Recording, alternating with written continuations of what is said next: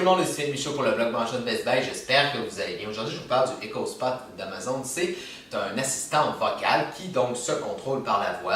Avec le pouvoir de votre voix, ben, vous pouvez lui demander une foule de choses comme la température, de régler une alarme et même de passer des appels. Ce qu'il faut savoir, c'est qu'il est doté d'un haut-parleur qui permet, donc, comme j'ai dit, de faire des appels en main libre, mais également d'écouter de la musique de différents services comme Spotify. À l'instar des autres haut-parleurs sans fil, par exemple comme le Play One de Sonos, ben, vous pouvez en mettre un peu partout dans la maison.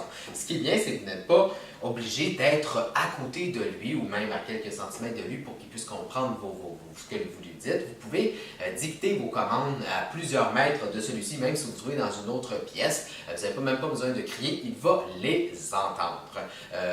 Bon, pour le moment, ce qu'il faut savoir, c'est qu'il est disponible qu'en anglais. Il ne comprend que l'anglais. Mais même si vous avez un accent québécois comme moi, ben, il va quand même bien comprendre les commandes.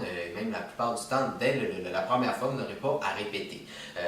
D'ailleurs, je vais vous faire quelques petites démonstrations. Donc, on peut commencer la démonstration. Ce qu'il faut savoir, c'est qu'on doit toujours commencer nos commandes par Alexa. Par exemple, on peut lui dire « Alexa, what time is it? » It's 2:20 p.m. Donc là, on vient de nous donner l'heure. On peut également lui demander, par exemple, d'appeler quelqu'un. « Alexa, call Jacques Michaud. » Work or home? Là, on a le choix. On va dire « home ». Calling Jacques Michaud's home. Donc là, on peut voir qu'il est en train de faire l'appel. On va éteindre ici. On peut également lui demander de nous réveiller. On peut par exemple dire « Alexa, wake me at 5 a.m. » Third alarm set for 5 a.m. tomorrow. Et là, ben, si on a d'autres alarmes, on peut se promener ici facilement dans l'écran. Parce que comme je l'ai dit, l'écran est tactile et on peut aussi supprimer certaines alarmes, donc très facilement. On peut également demander au dispositif à l'appareil de jouer de la musique. Par exemple, je peux dire « Alexa, play songs by the Beatles from Spotify. »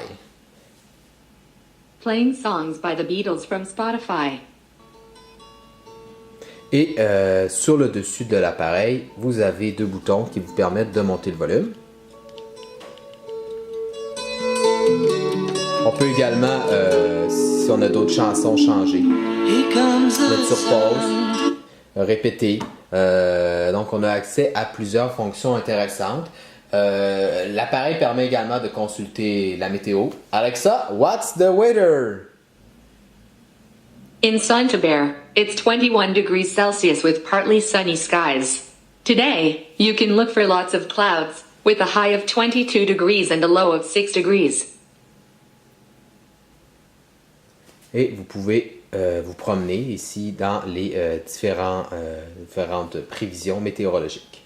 Vous pouvez également demander à Alexa de vous dicter, en fait de vous dire les nouvelles. Par exemple, vous pouvez dire « Alexa, tell me the breaking news. » Here's your flash briefing. From CBC News.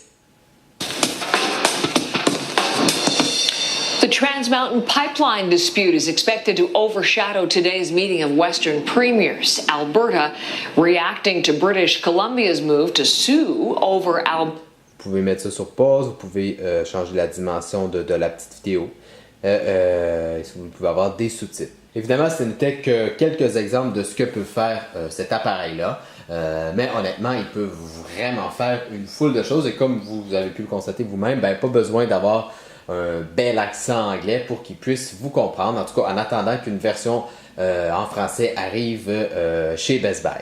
Alors voilà, j'espère que vous avez aimé cette vidéo et comme toujours, si vous avez besoin de renseignements supplémentaires, allez lire ma critique complète sur le blog Branchette Best Buy. C'était Philippe Michaud, je vous dis à la prochaine!